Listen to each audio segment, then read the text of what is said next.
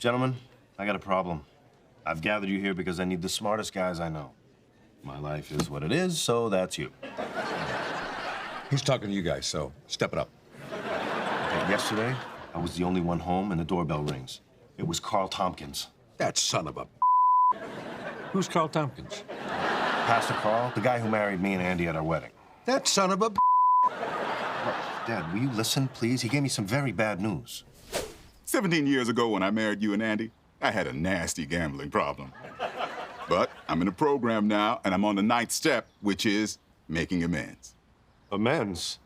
That's never good. When I did your ceremony, I was broke, so I hadn't renewed my credentials. I forged your paperwork, and your marriage isn't legal. What?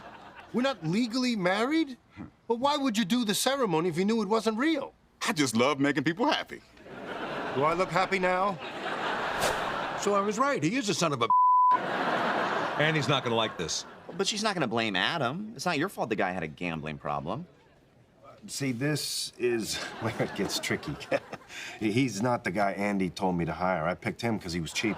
So you're not legally married? And it's your fault. And Andy doesn't know. And that's pretty much it. Yeah, you're gonna need smarter guys.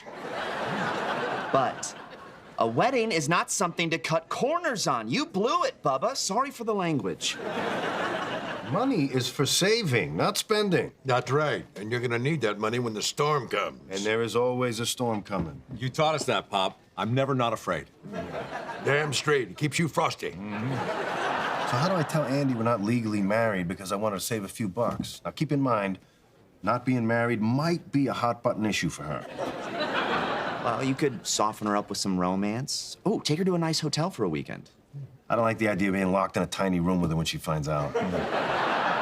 Whenever I've screwed up with Marcy, and it has happened, I tell her I did something much worse. And then when I tell her the real thing, she's relieved.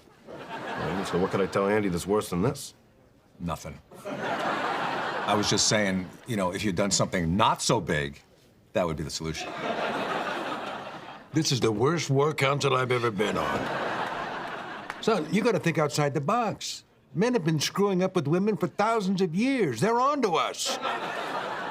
You need something new. So your idea is come up with a good idea? That's right. Run with that.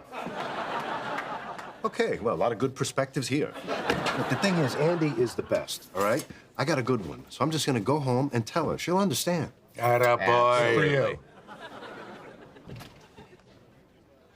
He's not coming back from this. He's a dead man. I should have told him I loved him.